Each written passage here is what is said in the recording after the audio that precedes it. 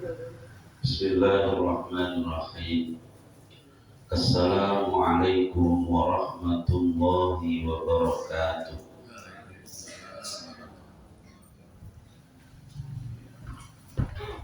Alhamdulillah nahmaduhu wa nasta'inuhu wa nastaghfiruh.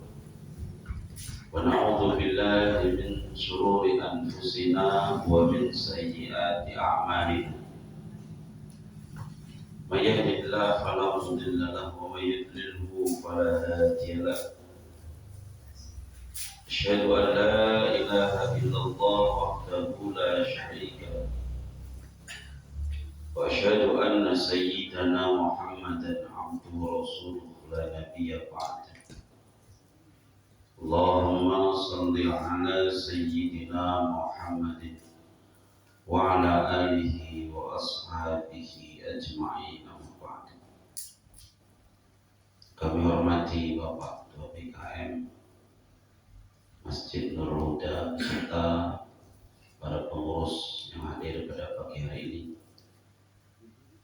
Yang kami muliakan seluruh jamaah sholat subuh, Bapak Ibu yang hadir dalam kajian ini. Pertama, marilah kita bersyukur kepada Allah atas limpahan nikmat dan karunia-Nya lah kita bisa melaksanakan ibadah sholat wajib, sholat subuh di masjid yang mulia ini dalam keadaan sehat walafiat. Salawat beriring salam semoga selalu tercurah kepada Nabi besar Muhammad sallallahu alaihi wasallam. Selalu kita harapkan syafaatnya di hari kiamat. Bapak Ibu yang mulia, pagi hari ini tanggal 18 Februari bertepatan dengan 27 Rajab. Alhamdulillah kita masih diberi kesempatan bisa berbaca, bersilaturahim kembali dalam kajian Sabtu subuh di masjid yang mulia ini. Mengingatkan sedikit tentang 27 Rajab, bahwasannya 27 Rajab adalah peringatan Isra wa Mi'raj Nabi Muhammad sallallahu alaihi wasallam. Di dalam Isra wa Mi'raj Nabi ada sedikit muatan tauhid. Isra artinya memperjalankan malam. Dari kata saro ditambahi hamzah jadi asra. Isra dari kata asra. Kalau berjalan malam saro. Saro yasri siroyatan masran bahwa sari madaka masri wa isri latasri masran masran. Kalau asra yusri isra'an wa musran bahwa musrin madaka musran asri latusri musran musran. Asra yusri isra'an memperjalankan. Jadi kalau isra itu artinya memperjalankan malam. Ayatnya a'udzubillahi minasyaitonir rajim. Subhanalladzi asra bi'abdihi lailan minal masjidil haram ilal masjidil aqsa. Minal masjidil haram ilal masjidil aqsa alladzi barakna hawlahu linuriyahu min ayatina innahu huwas samiul basir. Asra bi'abdihi, Maha suci zat yang sudah memperjalankan malam kepada hambanya. Berarti yang diperjalankan memang hambanya, artinya Rasulullah dengan jasadnya dan ruhnya, bukan dengan ruhnya saja. Kalau ada kalimat ruh, mungkin sudah disebutkan Subhanalladzi asra bi ruhi abdihi. Tapi di sini langsung bi abdihi. Itu artinya yang berangkat langsung jasadnya Nabi Muhammad sallallahu alaihi wasallam dari Masjidil Haram menuju Masjidil Aqsa. Kemudian dari Masjid Aqsa naik kemana Bapak Ibu? Naik kemana? Sidratil Muntaha. Sidratil Muntaha itu di mana Bapak Ibu? Ada yang pernah?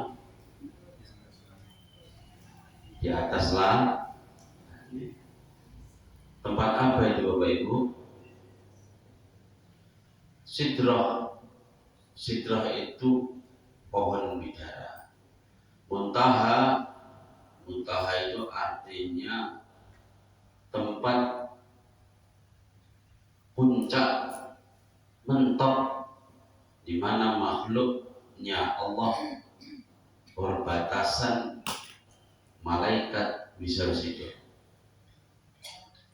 Tidak ada satupun makhluknya Allah yang bisa masuk ke situ kecuali Nabi Muhammad sallallahu alaihi wasallam. Khusus Nabi. Malaikat Jibril yang antar pun nggak bisa ikut masuk. Jadi Sidratul Muntaha itu adalah tempatnya Nabi Muhammad sallallahu alaihi wasallam bercakap dengan Allah, menerima perintah sholat. Bukan tempatnya Allah Subhanahu wa ta'ala. Bukan tempatnya Allah. Maka kalau ditanya di mana Allah, bukan di mana-mana. Karena mana-mana itu Allah ciptakan.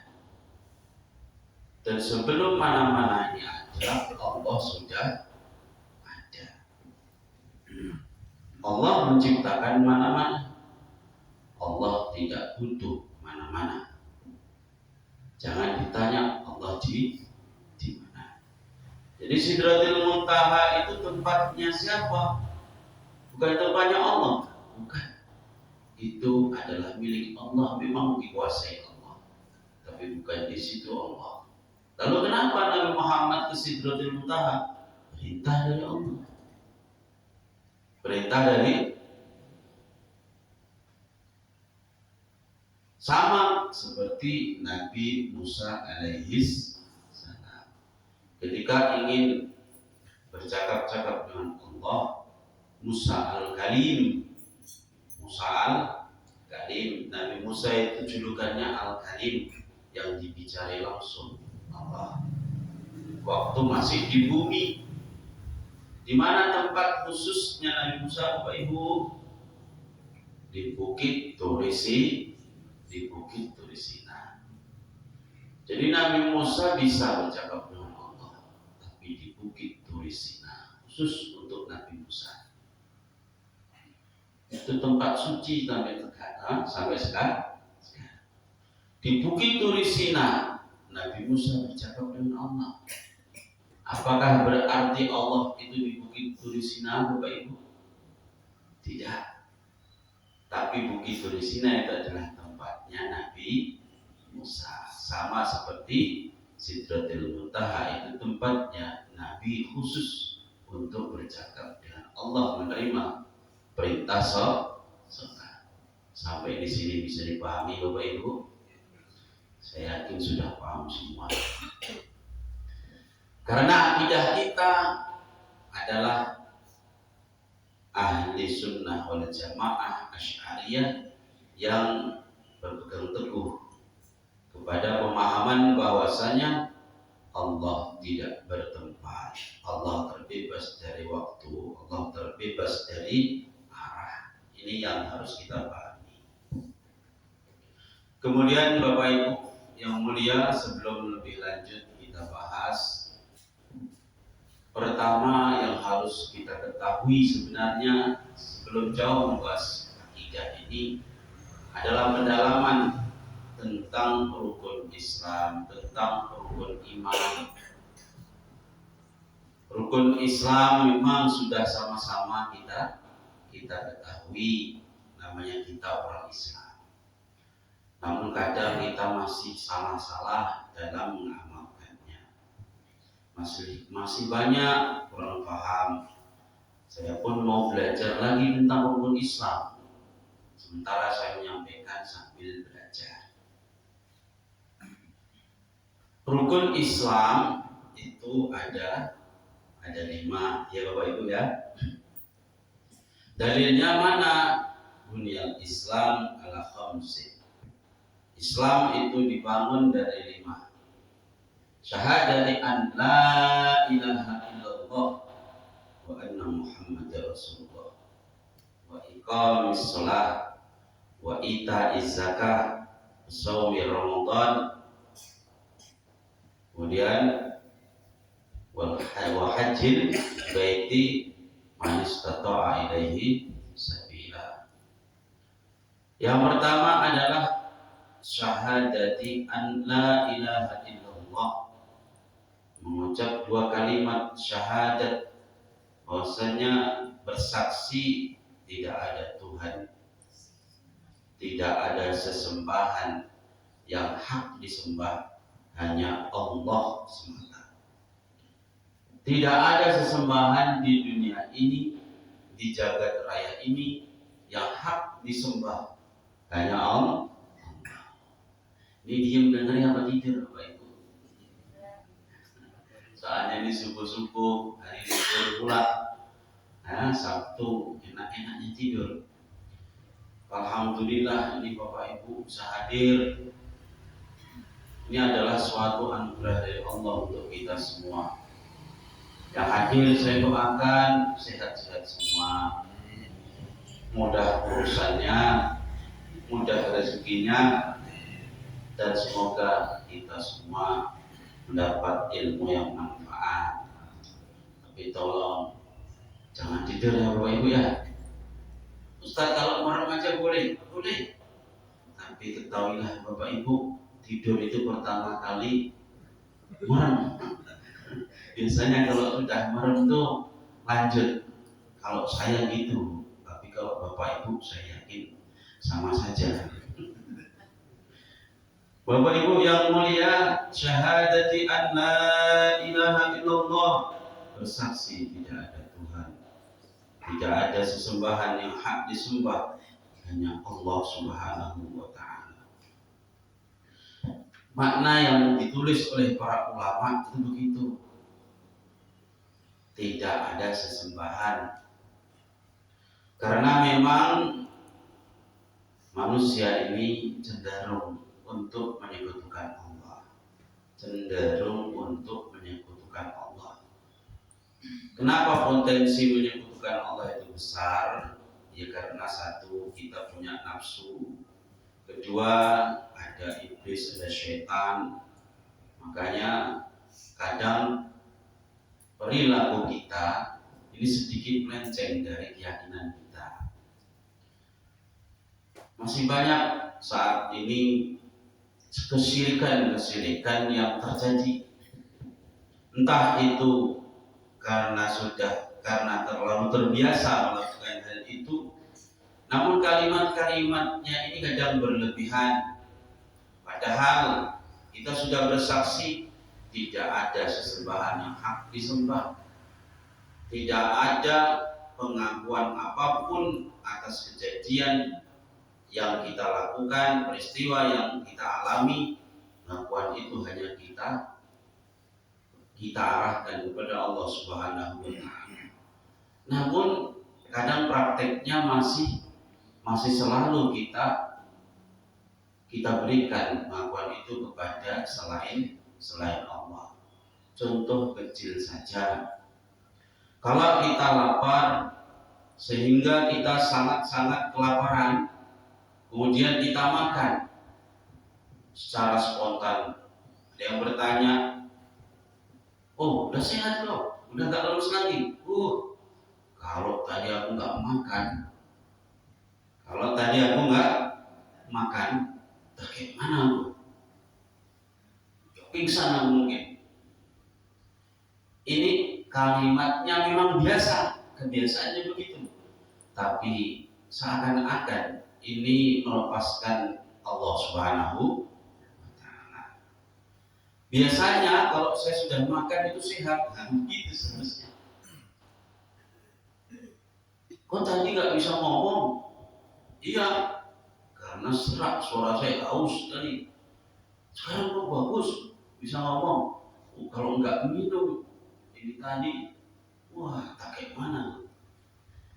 Padahal semua yang terjadi tadi kita sudah yakini asyhadu an la ilaha illallah. Harusnya kita arahkan kepada Allah. Apa kalimat pertama? Alhamdulillah, segala puji bagi Allah. Kalau biasanya boleh. Biasanya kalau sudah makan itu nggak lemes lagi. Biasanya kalau sudah minum itu biasanya udah bagus suaranya. Cuma masih panas jadi belum bisa diminum. Nanti bisa ngocok. Bapak Ibu yang mulia, kemudian apalagi kalau kita sakit, kita minum obat. Wah, sudah gemeter kedinginan, lalu kita minum obat atau disuntik. Gimana? Sudah sehat? Sudah. Kalau nggak disuntik tadi, tak kayak mana? Kalau nggak disuntik, lupa siapa seharusnya yang kita ucapkan. Alhamdulillah, bismillah diberi kesehatan. Itu jangan sampai lupa, Pak. Kenapa? Karena sudah asyhadu an la ilaha illallah. Jadi semua pertama kali harus kepada Allah. Kita sering lupa ini nggak Bapak Ibu? Kita sering lupa ini Bapak Ibu. Kalau saya sering lupa, maka saya sampaikan supaya untuk mengingatkan diri saya. Kenapa manusia kok semudah ini lupa? Tadi saya katakan ada nafsu kita, ada iblis, ada setan yang selalu membuat kita lupa akan itu. Iblis, setan itu anak buahnya iblis. Setan itu anak buahnya iblis. Setan itu semua yang berkelakuan buruk dari jin dan manusia, itu setan. Ya, itu selalu membuat kita lupa, apalagi nafsu kita, masya Allah. Jadi jangan sampai setelah kita bersyahadat asyhadu an la ilaha illallah, maka apa-apa lupa dengan Allah, ini salah. Yang kedua, asyhadu anna Muhammadar Rasulullah, aku bersaksi bahwasannya Nabi Muhammad adalah utusan Allah. Nabi Muhammad adalah utusan Allah, membawa pesan. Jadi kalau sudah tahu bahwa Nabi Muhammad utusan Allah, harus kita yakini apapun yang dibawa oleh beliau, apa yang disampaikan oleh beliau harus kita yakini, kita pakai. Di dalam Isra wa Mi'raj, di Al-Qur'annya cuma ada kalimat Asra. Betul Bapak Ibu? Gak ada kata Mi'raj, betul? Di mana? Gak ada kata Mi'raj. Tapi kenapa pernyataannya Isra Mi'raj? Coba kita baca satu-satu ayatnya. A'udzu billahi minasyaitonir rajim. Bismillahirrahmanirrahim. Ada enggak nanti kalimat Mi'raj? Subhanalladzi asra bi'abdihi lailan minal masjidil harami ilal masjidil aqsa alladzi barakna hawlahu linuriyahu min ayatina innahu huwas samiul basir. Ada Bapak Ibu kalimat Mi'raj? Tapi kenapa kok peringatannya Isra Mi'raj? Seharusnya peringatan Isra. Bukan begitu. Memang di ayat ini tidak ada. Tapi di dalam hadis secara jelas dikisahkan perjalanan Nabi. Di dalam hadis Bapak Ibu jelas ada kumpulan kitab kumpulan peristiwa Isra Mi'raj. Itu disebutkan di situ. Namanya kitabnya Tadbiri Mi'raj. Tadbiri Mi'raj khusus membahas kisah Isra Mi'raj yang ada di dalam hadis. Ada bukunya. Tahun lalu sudah hatam, tahun ini belum. Tahun lalu sudah dibaca. Di situ diceritakan detail perjalanan Nabi, mulai dari dibangunkan, ya, sampai Nabi pulang bawa pesan, bawa oleh-oleh perintah sholat. Itu di kitab Tadbiri Mi'raj. Nah, itu disebutkan. Makanya sampai ada pendapat ulama, kalau orang tidak percaya dengan Isra, kufur, karena ada di dalam Al-Quran. Tapi kalau tidak percaya dengan Mi'raj, hukumnya fasik, karena tidak di Al-Quran tapi di hadis, tidak sampai kufur. Maka ini harus kita pahami. Isra wa Mi'raj, Isra-nya di dalam Al-Quran, tapi Mi'raj-nya jelas disampaikan di dalam hadis Nabi Muhammad SAW. Ini sedikit saya kasih informasi saja Bapak. Di dalam apa ini ada pesan singkat tentang cinta. Nabi berangkat pertama kali Isra, ya, itu di rumah siapa Bapak Ibu? Di rumahnya Ummu Hani. Kenapa yang disebutkan Ummu Hani? Padahal suaminya masih ada. Suaminya nggak terkenal Bapak Ibu. Di rumahnya Ummu Hani, ya, waktu itu belum masuk Islam, tapi baik.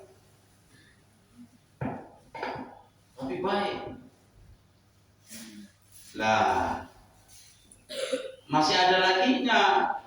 Jangan nanti salah paham. Loh, masa Nabi di rumah perempuan? Siapa namanya Ummu? Masih ada suaminya, cuman suaminya nggak disebutkan. Yang terkenal siapa? Ummu Hani-nya. Nanti lama-lama Ummu Hani itu masuk Islam. Ketika Nabi hijrah ke Makkah, ke Madinah, Ummu Hani nggak ikut hijrah. Lama-lama suaminya meninggal.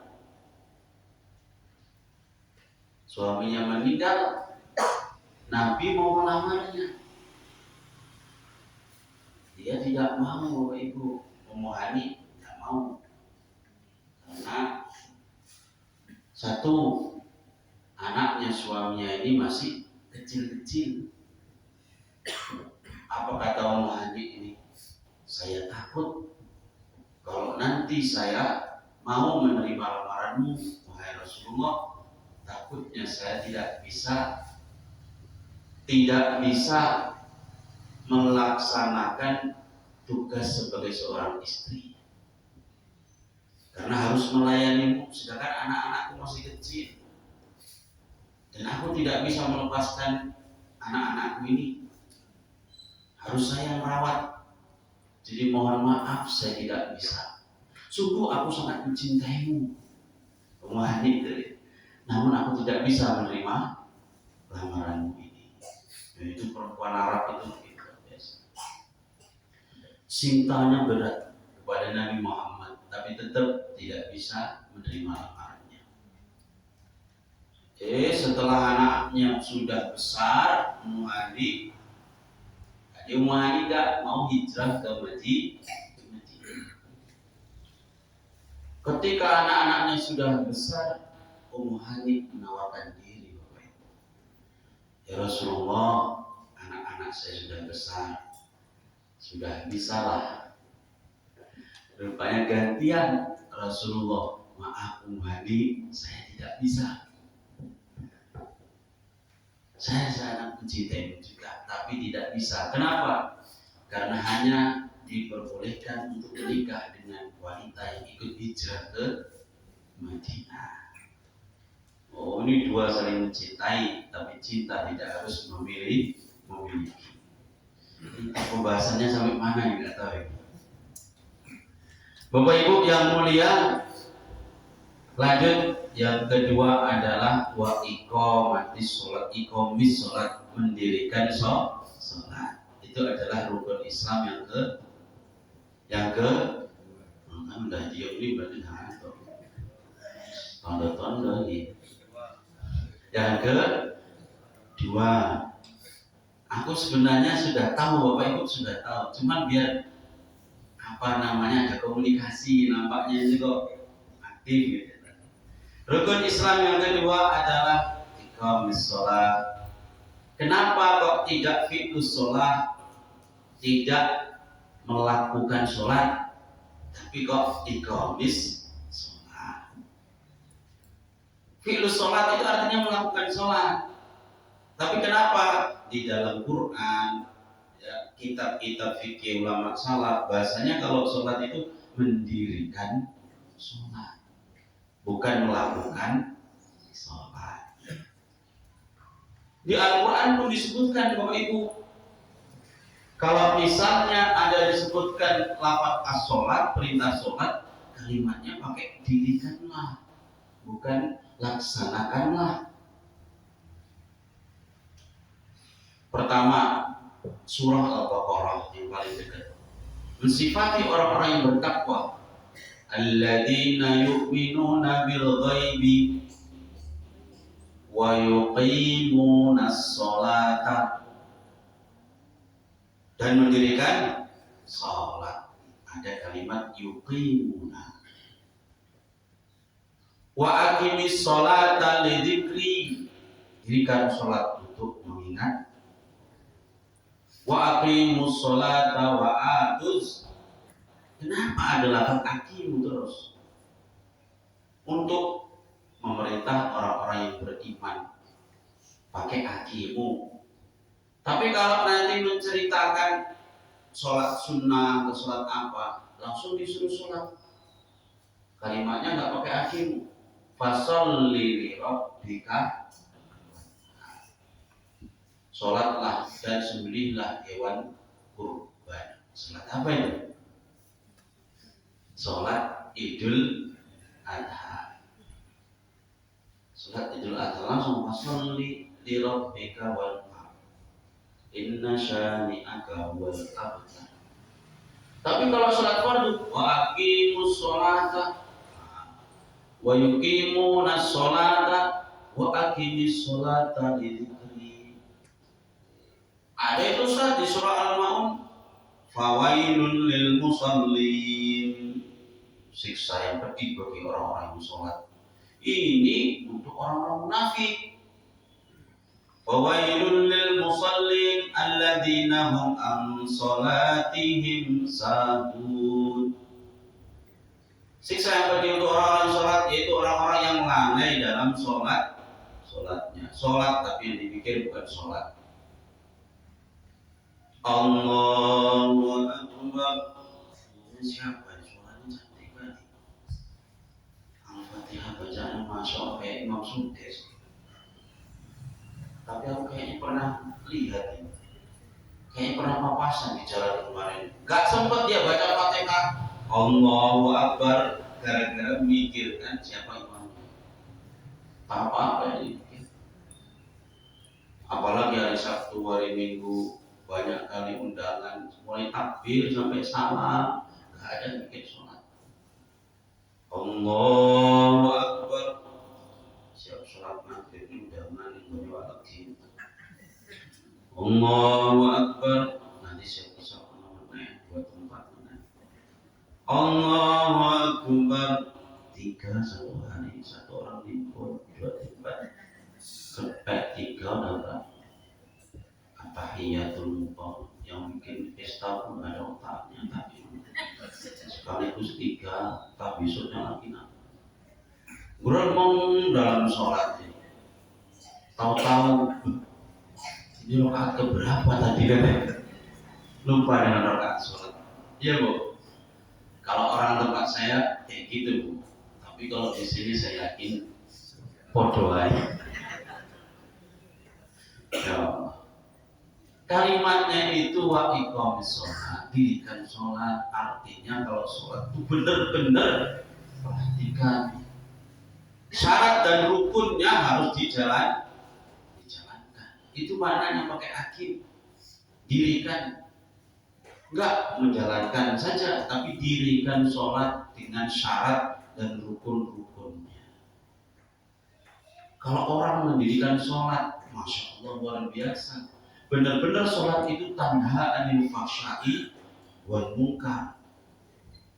Coba kalau sholat mulai takbir pertama, takbir saja ada syarat-syaratnya lagi. Rukun-rukun sholat yang ada 13 itu, Bapak Ibu tahunya rukun sholat yang berapa? Yang 13 atau 17? 13 itu berarti yang tumakninah digabung. Kalau yang 17 tumakninahnya dihitung terpisah. Jadi tumakninah dalam ruku, tumakninah dalam i'tidal, tumakninah dalam sujud, tumakninah dalam duduk antara 2 sujud, 4 tambahan. Tapi kalau digabung ruku plus tumakninah, sujud plus tumakninah, jadi sedikit cuma 13. Nah, rukun-rukun sholat ini apa belum sampai sini bikinnya? Sudah Ustaz, dulu udah sering ngaji ya, gitu ya. Maksudnya yang sekarang ini kan ada bikinnya. Kemudian kalau kita mau benar-benar sholat ini pakai syarat dan rukunnya, mulai takbir saja syarat-syaratnya banyak sekali. Tertulis dalam kitab Kasifatus Saja, Syarah Safinatul Najah, itu ada sekitar 16 syarat-syarat takbir. Takbiratul ihram kuwi Bapak Ibu yang pertama, Allahu Akbar, itu ada 16 cuma takbir. Karena kalau kita nggak belajar seperti itu, nanti ada salah paham, kita ngikut saja. Tapi kalau sudah tahu ilmunya, insya Allah kita nggak goyah. Salah satunya takbir pakai bahasa Arab. Nggak boleh takbir pakai selain bahasa Arab. Di Jawa pernah, gara-gara nggak pernah ngaji kitab sulit ya, kitab salaf ini ulama yang terdahulu, takbirnya diterjemah Bapak Ibu. Ada di sini sholat diterjemah. Kalau kita sudah sama-sama tahu, di Jawa itu apapun paham ngumpul di sana. Sholat sambil telanjang yono, sholat cuma di batin toh yono. Jadi sholatnya nggak sujud, nggak rukuk. Aku pakai ilmu kejiwaan, ilmu kebatinan. Jadi sholat nggak usah rukuk, nggak usah sujud, nggak usah. Sholat itu seperti eling sama yang maha kuasa. Oh keren ini. Merasa kalau makan pun dia nggak dikunyah, ditengokinya. Tahu-tahu kenyang. Sholat nggak usah rukuk, nggak usah sujud. Takbir diterjemah ada. Allahu Akbar, bahasa Jawanya Allah gede. Allah gede. Takbir diterjemah. Orang Betawi orang beda lagi. Allah gede banget. Gitu. Masya Allah.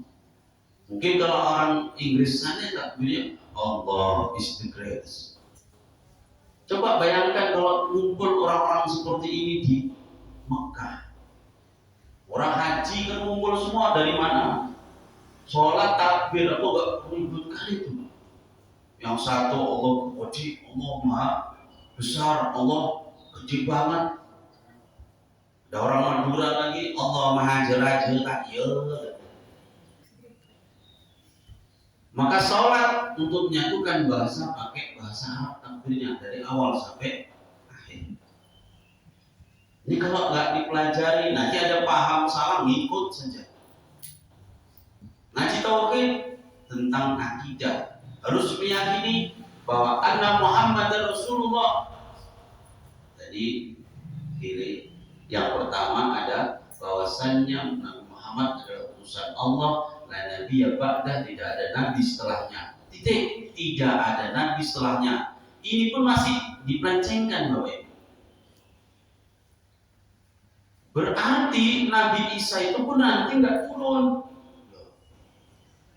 Ini paham yang kayak gini, cuma beda kata sedikit saja. Orang yang sudah tahu dia ingin menyesatkan akidah orang Islam. Tengok, tidak ada nabi setelahnya. Berarti nanti tidak ada Nabi Isa turun untuk membunuh Dajjal. Dajjal itu cuma sifat saja. Dajjal itu bukan manusia asli.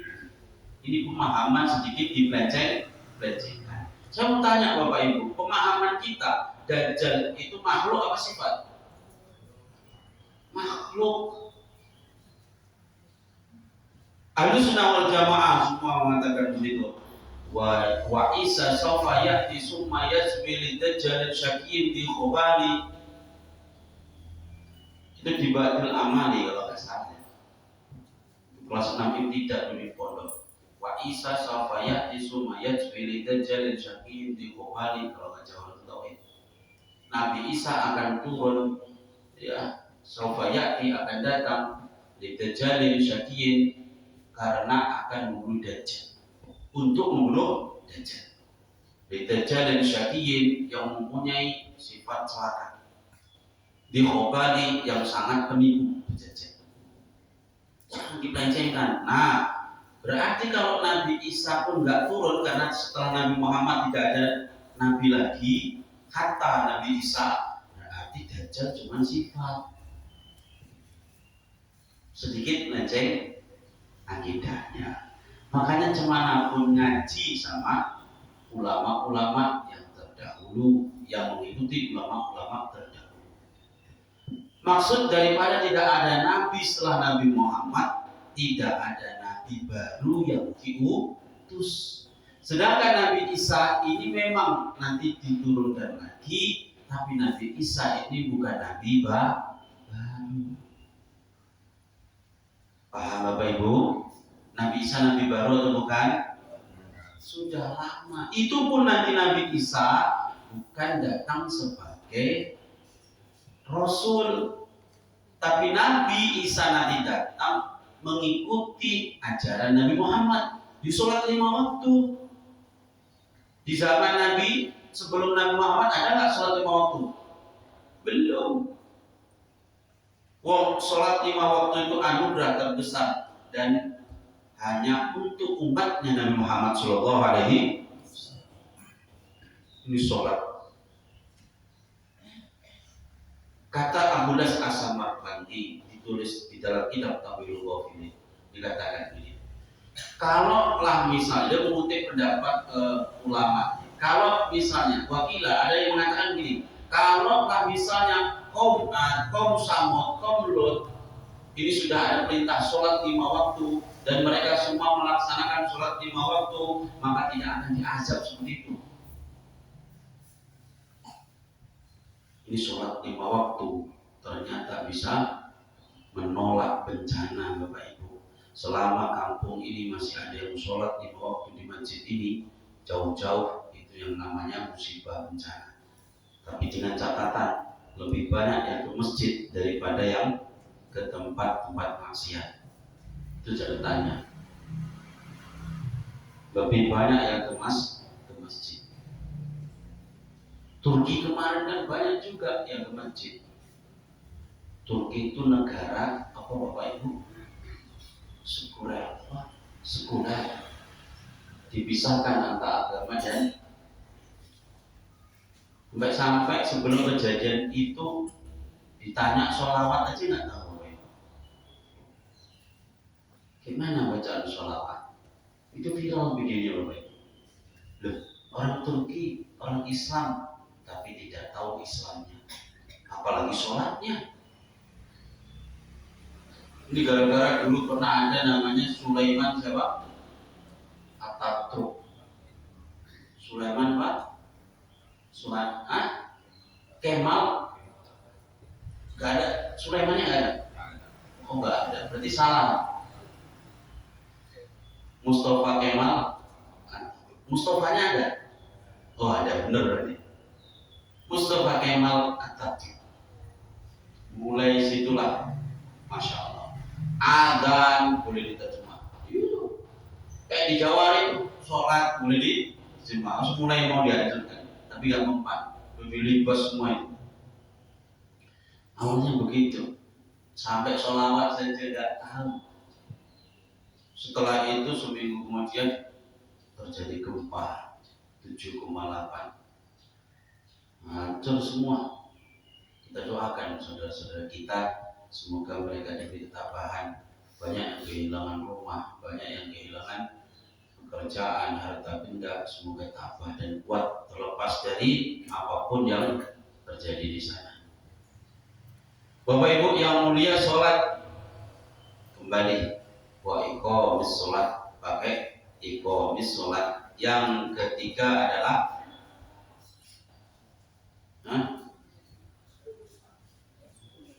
Gurung-gurung zakat. Tadi nggak ada sebutkan zakat. Yang ketiga setelah sholat adalah puasa. Puasa dulu, baru zakat.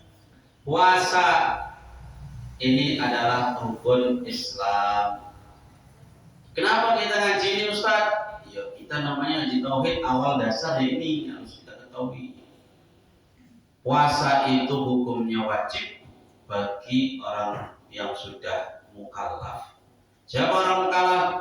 Muslimun balighun akilun, orang muslim yang balik, yang berakal.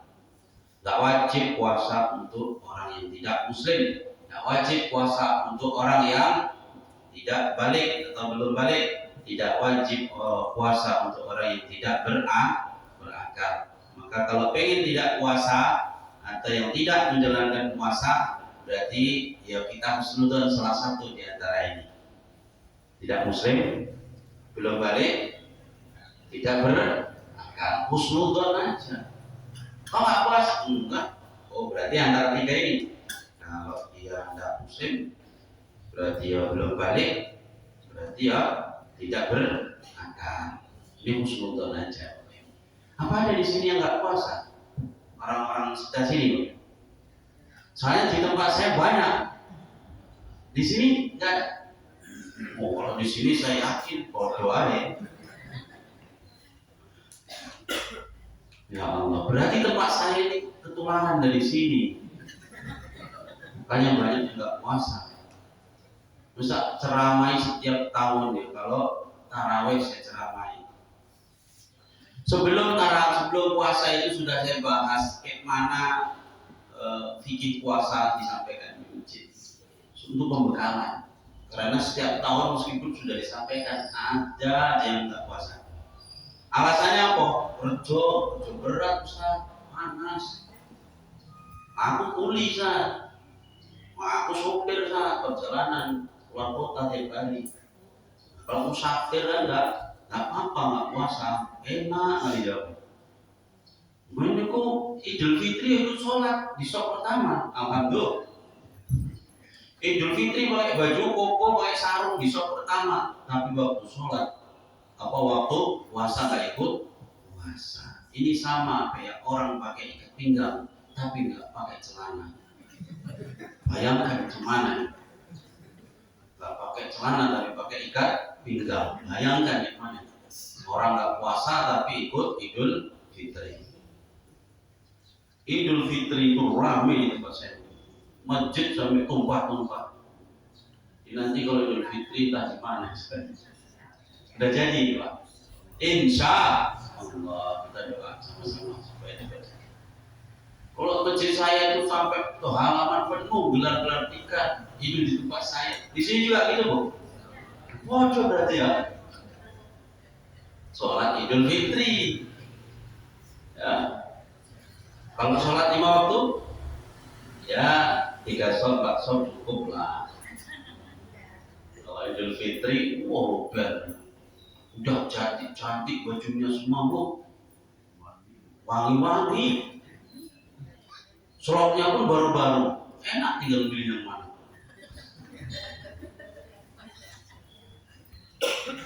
Tapi itu tadi Bapak Ibu yang enggak sholat di waktu puasa, yaitu sholat kode ini berarti. Yang enggak puasa juga ikut sholat. Yang enggak sholat pun di waktu Ramadan, sholat 5 waktu, sholat sunnah Idul Fitri itu juga ikut sholat. Siapa ya? Sholat wajibnya enggak datang, sholat sunnahnya datang. Sudah dibilang soal puasa itu wajib, bapak-bapak meskipun bagi orang yang bekerja. Di kampung saya itu orang kerjanya lebih berat daripada kuli bangunan. Mereka memang ada yang buka puasa, ada yang puasa. Kenapa saya bilang berat? Bulan puasa kalau di kampung saya itu kebanyakan musim kemarau, panas-panasnya itu ya Ramadan. Ramadan sendiri pun artinya kan sakit, panas, membakar. Memang itu musim panas. Lain musim panas itu tempat waktu pembibitan di Ramadan itu.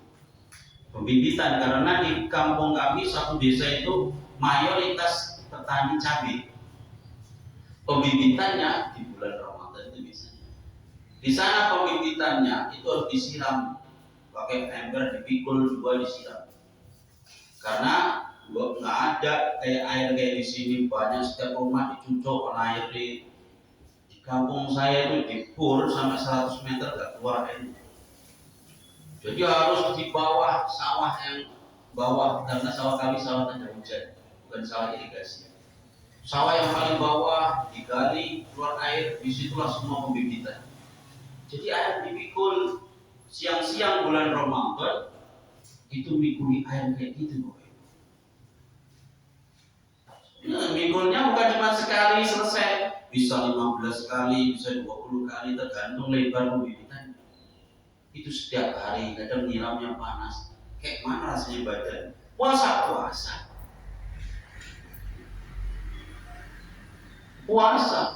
Dulu pun saya pernah mengalami itu, Bapak Ibu. Jangan dianggap saya bisa langsung duduk di sini. Waktu liburan itu puasa. Itu kesempatan saya untuk cari duit beli kitab. Saya mikuli itu untuk beli kitab. Ongkos dikasih orang, saya belikan kitab. Itu mikuli itu puasa. Sampai pernah saya mau pingsan gara-gara bahasa sini apa ya? Masih mabuk. Gara-gara keplongor. Apa sih keplongor? Dehidrasi. Somongku kayak gini, Bu, medok. Katanya ginting tapi medok kayak gini lah saya. Dehidrasi, saking dehidrasi mau pingsan. Ya Allah, lu asal siap sholat zuhur itu udah terlentang semua di musola. Bajunya dilepasi semua, kena lantai musola itu dingin enak. Waktu mau buka dipukul perutnya bung kebung, perutnya di lantai. Tapi puasa, yang kuli bangunan pun puasa. Jika ada alasan berat, Ustaz kerja berat, puasa. Musafir Ustaz, buat posisi. Kalau musafir yang memang kebiasaannya begitu tiap hari berangkat pulang pergi, tetap puasa. Ya kalau dia memang kerjaannya kayak gitu, dia jadi pramugari, musafir terus dia. Tiap hari keluar jauh, aku gak puasa, kenapa? Musafir lebih 90 kilo. Jadi gak puasa terus tiap hari. Ya kalau belum pensiun, belum puasa. Sekali pensiun, sudah gak kuat puasa lagi, alhamdulillah. Puasa kok nunggu pensiun? Ya sebelum pensiun tinggal nih. Tetap puasa, kerja berat puasa. Pasti, insyaallah Allah beri kemampuan. Yang penting keimanannya kuat. Ya. Dulu tapi orang zaman Nabi, orang musafir gak puasa Ustaz. Kok di Padang zaman dulu bikinnya pakai unta, sekarang pakai Toyota. Dulu giginya pakai kuda, pakai keledai. Sekarang kita naik Hyundai. Kita mau pergi jauh sudah ada pesawat. Kok disamakan dulu dengan Nabi? Malah hadisnya laisa minal birri insyamu fi safar. Nabi pernah bilang pakai bahasa Ambariyah dalam satu hadis. Laisa minal birri insyamu fi safar. Itu alif lam diganti alif sama mim karena bahasa Ambariyah. Saya ingat itu pelajaran Qawaidul Imla di kelas 6 ibtidah kalau nggak salah. Tidak termasuk tidak termasuk kebaikan puasa di saat perjalanan. Tapi puasanya di Mekah atau di Arab panas, perjalanannya pakai kuda, semaput orang kalau puasa. Sekarang kita mau ke Jawa pun naik pesawat. Saya pulang kampung dari sini sampai ke Jawa nggak ada capeknya. Kenapa? Dari sini naik mobil ke bandara nunggu pesawat ya ono AC. Mau beli roti banyak, minum sudah banyak orang jual. Ya nggak enaknya di mana? Masuk pesawat ada AC lagi. AC di pesawat kan ada AC kan Bu? Nggak ada AC mau biar kita. Sampai sana Surabaya turun, duduk nunggu lagi tas di tempat berasi. Keluar dari bandara sudah ada mobil damri atau taksi. Mobilnya berasi lagi. Naik bis kampung pakai AC lagi. Mana panasnya? Kayak gitu mau nggak puasa? Makanya ulama berpendapat orang waktu perjalanan boleh puasa itu kalau payah, kalau berat. Ustaz, beli bangunan kan berat meskipun nggak pergi jauh. Ya berat. Tapi kalau iman kita kuat pasti akan tetap puasa. Orang sholat tarawih itu ada yang 20 rakaat, ada yang 11 rakaat. Sudah begitu ada yang satu malam itu 30 juz. 30 juz satu malam. Di sini berapa juz satu malam? Satu juz ya? Juz amal. Setiap malam juz amal. Satu juz pokat ya. Juz matabi. Tapi yang penting sholat tarawih ya Pak ya. Daripada nggak sholat tarawih. Itu orang sudah tua sholat tarawih satu malam 30 juz ikut sholat berdiri. Satu malam 30 juz itu kira-kira sampai hampir sahur berdiri. Ya. Di Mesir pernah ada mahasiswa belajar ke sana. Dia sholat salah satu masjid, salah masuk masjid satu malam itu 30 juz. Siswa diajak menah, yuk sholat yang kurang meneh. Kapok aku. Dia tanya sama salah satu jamaah yang itu sholat tarawih itu, kok bisa kakek sholat satu malam sampai hampir sahur berdiri kok kuat? Padahal kakek kan sudah tua, kami yang masih muda aja nggak sanggup. Kata kakek ini, karena kamu sholat dengan kekuatanmu, kami sholat dengan keimanan, dengan iman. Kuat tidaknya puasa kita nanti tergantung iman kita.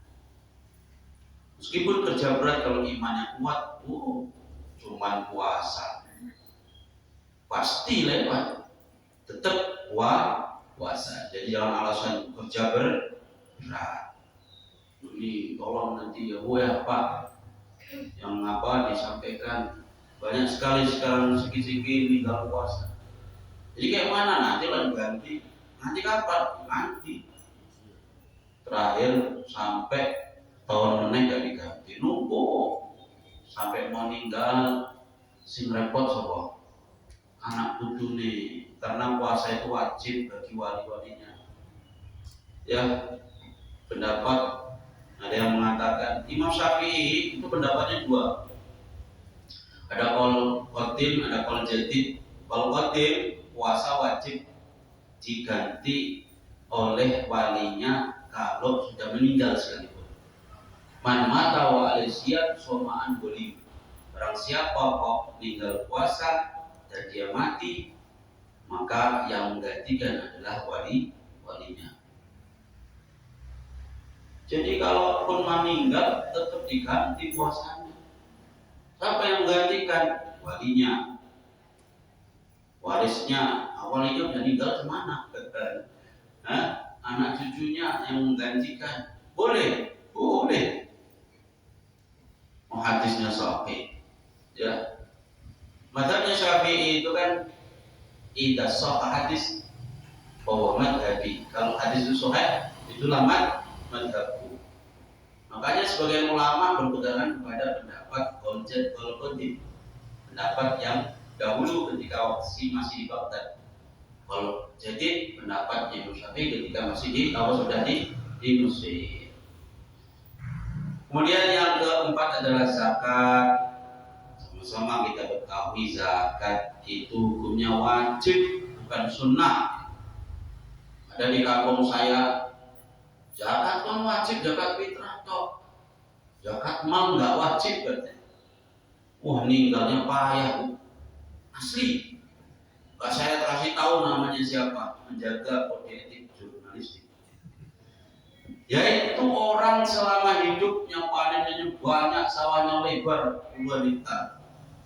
Panen padi itu, puluhan ton. Nggak ada mau zakat. Setelah diingatkan, zakat itu kan sunnah, yang wajib zakat fitrah. Mau zakat fitrah, mau zakat mal, hukumnya wajib. Ibu-ibu, bapak-bapak yang menyimpan emas, yang punya simpanan duit didepositkan, itu ingat setahun sekali dikeluarkan zakatnya. Nyimpan emas sampai lebih 1 nisab. 1 nisabnya berapa? Pendapat ulama yang diikuti orang Indonesia 85 gram. Itu wajib dikeluarkan setiap tahunnya. Berapa? 2,5% kimah daripada emas itu. Dihargai semua, dikeluarkan 2,5% bagi fakir miskin. Zakat, ingat Bapak Ibu. Kalaupun nggak kita keluarkan Bapak Ibu zakat, nanti Allah paksa keluarnya itu lewat anak kita, kecelakaan, barang-barang kita dicuri orang, ada aja lah Bapak Ibu. Ingat-ingat aja lah dulu saya ingat. Ingat. Ada itu di kampung saya itu. Kalau panenan di sana kan mayoritas petani cabai. Kalau panen cabai, kalau penanam yang pertama dan berhasil, itu orang-orang yang lain belum ikut nanam. Dia yang mendominasi panenannya. Itu harganya mahal. Panen pertama dapat 1 ton saja 1.000 kilo kali 60.000, 70.000 kalau harga pertama di sini belum ada banyak. Sudah berapa sekali panen? Di sana kalau panen seminggu sekali. Kalau cabai yang kecil, cabai rawit 2 minggu sekali. Setiap seminggu sekali panen puluhan juta. Dibilangi zakati, untuk zakati. Sawahnya lebar, panen gak dizakati. Terakhir apa? Anaknya setiap tahun keretanya hilang, kecelakaan, emasnya curi orang. Belum tua sudah kena penyakit dalam, meninggal. Kalau orang nggak dikeluarkan hartanya, tidak dizakati, ya Allah keluarkan lewat kayak gitu, habis untuk berobat, habis. Zakat penting, zakat mau zakat fitrah, mau zakat mal. Kemudian terakhir adalah apa? Haji 49 juta. Alhamdulillah, yang belum haji semakin berat saja. Maka kita sama-sama doa, ya Allah turunkanlah haji dari Allah. Ya, kalau bisa seharga umrah, ya. Tapi doa seharusnya nggak gitu. Berapapun harganya ya Allah mudahkan untuk haji, mudahkan untuk Semoga yang hadir ini semua nanti bisa haji lagi kalau yang sudah. Kalau yang belum semoga bisa cepat haji. Alhamdulillah. Sudah, semoga bermanfaat apa yang disampaikan. Mohon maaf atas segala kekurangan. Terima kasih atas segala perhatian. Jika ada yang salah mohon dimaklumi. Mohon maaf bapak-bapak, orang tua saya, Pak Ketua, mohon maaf saya anak muda tapi duduk di atas. Sebenarnya kalau orang Jawa kayak gini mah enggak ya. Makanya saya ngaji di masjid-masjid itu minta di kursi bawah saja. Jadi saya di atas ini bukan karena saya paling alim, saya harus dihormati, bukan. Tapi nanti sudah disediakan, nggak diduduki, nanti kesannya kok kurang enak gitu ya. Jadi ini sekedar mentaati perintah orang tua. Jadi saya duduk di atas ini. Sekali lagi mohon maaf kalau ada salah. Semoga pertemuan pagi ini membawa manfaat untuk kita semua. Amin. Ini langsung doa atau ada pertanyaan? Langsung.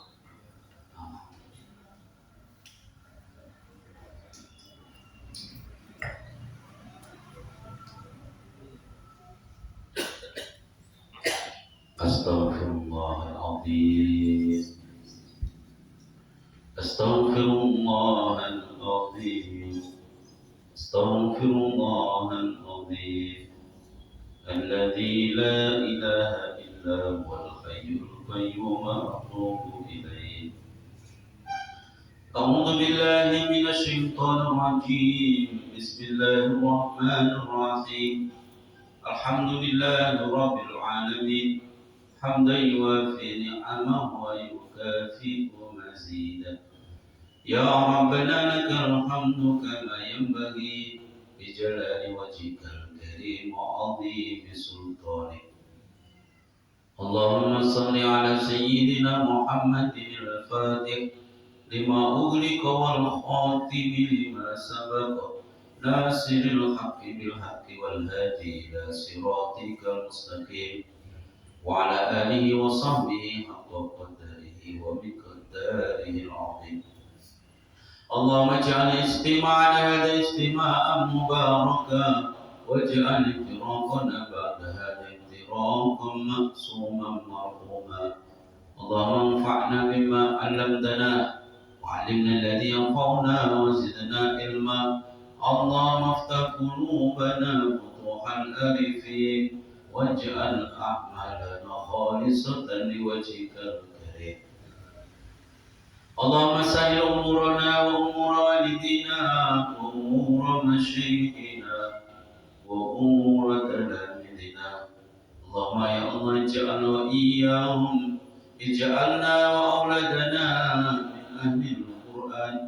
اجعلنا وإياهم من أهل الخير. اجعلنا وإياهم من أهل ولا تجعلنا وإياهم من أهل الشر والضير إنك على كل شيء قدير. ربنا لا تزغ قلوبنا بعد إذ هديتنا وهب لنا من لدنك رحمة إنك أنت الوهاب. ربنا آتنا في الدنيا حسنة وفي الآخرة حسنة وقنا عذاب النار. وصلى الله على سيدنا محمد النبي الأمي وعلى آله وصحبه وبارك وسلم والحمد لله رب العالمين. قبل الله منا ومنكم.